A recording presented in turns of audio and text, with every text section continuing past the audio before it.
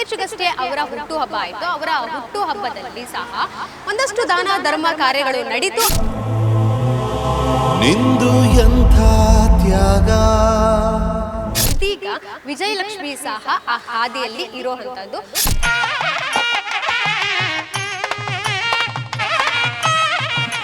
Guarantee guarantee guarantee. ಇದು guarantee News, ಸುದ್ದಿ ಖಚಿತ, ನ್ಯಾಯ ನಿಶ್ಚಿತ. ನಾನು ಕೀರ್ತಿ ಪಾಟೀಲ್. ಕನ್ನಡ ಚಿತ್ರೋದ್ಯಮದಲ್ಲಿ ಸದ್ಯಕ್ಕೆ ಚಾಲ್ತಿಯಲ್ಲಿ ಇರೋ ಹೆಸರು ಅಂತ ಹೇಳಿದ್ರೆ ಅದು ದರ್ಶನ್ ಅವರು.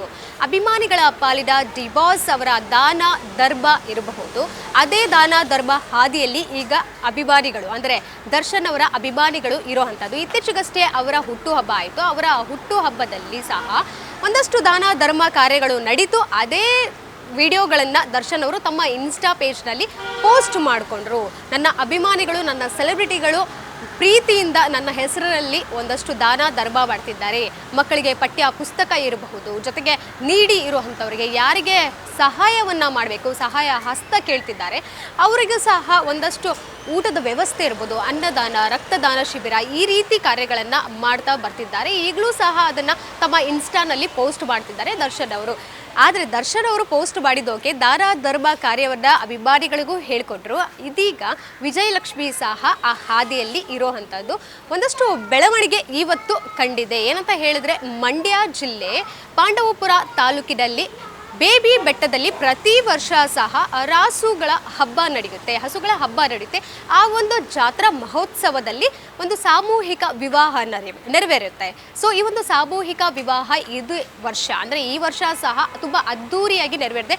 ದರ್ಶನ್ ಪುಟ್ಟಣ್ಣಯ್ಯ ಅವರ ಒಂದು ನೇತೃತ್ವದಲ್ಲಿ ಈ ಒಂದು ಸಾಮೂಹಿಕ ವಿವಾಹ ನಡೆದಿದ್ದು 24 ಜೋಡಿ ನವ ಜೋಡಿಗಳಿಗೆ ಒಂದಷ್ಟು ಅದ್ಧೂರಿಯಾಗಿ ಏನು ವಿವಾಹವನ್ನು ಮಾಡಿ, ಜೊತೆಗೆ ಅದರ ಜವಾಬ್ದಾರಿಯನ್ನು, ಪೂರ್ತಿ ಜವಾಬ್ದಾರಿಯನ್ನು ದರ್ಶನ್ ಪುಟ್ಟಣ್ಣಯ್ಯ ಅವರು ತೆಗೆದುಕೊಂಡಿದ್ದರು. ಜೊತೆಗೆ ಅವರ ಜೊತೆ ಈ ಕಡೆ ದರ್ಶನ್ ಪತ್ನಿ ವಿಜಯಲಕ್ಷ್ಮಿ ಅವರು ಸಹ ಕೈ ಜೋಡಿಸಿದ್ರು. ಇನ್ನು ವಿಜಯಲಕ್ಷ್ಮಿ ಅವರ ಜೊತೆಗೆ ಈ ಕಡೆ ಜೋಡೆತ್ತು ಅನ್ನೋ ರೀತಿ ಚಿಕ್ಕಣ್ಣ ಹಾಗೂ ಧನ್ವೀರ್ ಇಬ್ಬರೂ ಸಹ ವಿಜಯಲಕ್ಷ್ಮಿಗೆ ಸಾಥ್ನ ಕೊಟ್ಟಿದ್ರು.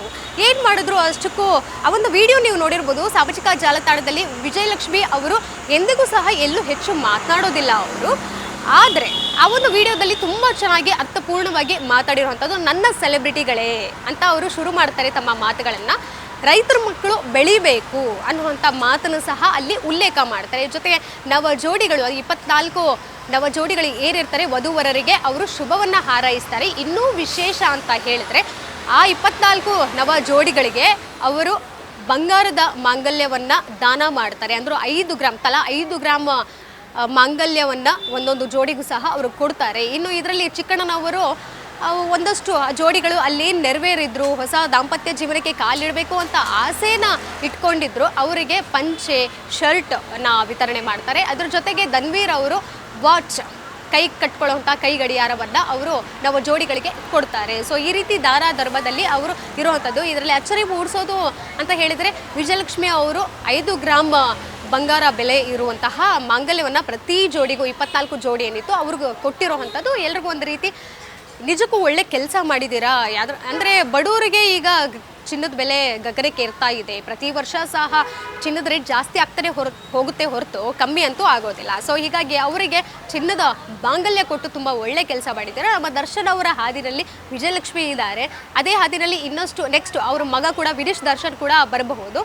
ಇದಾದ ಮೇಲೆ ರಾಜಕೀಯಕ್ಕೇನಾದರೂ ಬರ್ತಾರಾ? ಹೀಗಾಗಿ ಈ ಒಂದು ಸಾಮೂಹಿಕ ವಿವಾಹ ಇದೊಂದು ಏನಾದರೂ ಒಂದು ಕ್ಲೂ ಕೊಡ್ತಾ ಇದ್ದಾರಾ ವಿಜಯಲಕ್ಷ್ಮಿ ಅವರು ಅನ್ನೋ ರೀತಿಯಲ್ಲೂ ಸಹ ಒಂದಷ್ಟು ಸಾಮಾಜಿಕ ಜಾಲತಾಣದಲ್ಲಿ ಕಾಮೆಂಟ್ ಸೆಕ್ಷನ್ ಇರಬಹುದು. ಎಲ್ಲರೂ ಸಾರ್ವಜನಿಕರು ತಮ್ಮ ಅಭಿಪ್ರಾಯವನ್ನು ತಿಳಿಸೋದ್ರಲ್ಲಿ ತಪ್ಪೇನಿಲ್ಲ. ಹಾಗಾಗಿ ರಾಜಕೀಯಕ್ಕೆ ಬರೋ ಸೂಚನೆ ಏನಾದರೂ, ಮುನ್ಸೂಚನೆಯನ್ನು ಏನಾದರೂ ವಿಜಯಲಕ್ಷ್ಮಿ ಅವರು ಕೊಡ್ತಿದ್ದಾರಾ ಅನ್ನುವಂಥ ಒಂದು ಅಭಿಪ್ರಾಯ ಸಹ ದರ್ಶನ್ ಅವರ ಅಭಿಮಾನಿಗಳದ್ದಾಗಿದೆ. ಜೊತೆಗೆ ಒಂದಷ್ಟು ನೆಟ್ಟಿಗರು ಸಹ ಆಗಿದೆ. ಮುಂದಿನ ದಿನಗಳಲ್ಲಿ ಏನಾಗುತ್ತೆ, ವಿಜಯಲಕ್ಷ್ಮಿ ಅವರ ನಿಲುವು ಏನು ಅನ್ನುವಂಥದ್ದನ್ನು ನಾವು ಕಾದು ನೋಡಬೇಕಾಗುತ್ತೆ. ಕ್ಯಾಮ್ರಾ ಪರ್ಸನ್ ಲಕ್ಷ್ಮೀಕಾಂತ್ ಜೊತೆ Keerthi Patil, Guarantee News, Bengaluru. Guarantee News, ಸುದ್ದಿ ಖಚಿತ, ನ್ಯಾಯ ನಿಶ್ಚಿತ.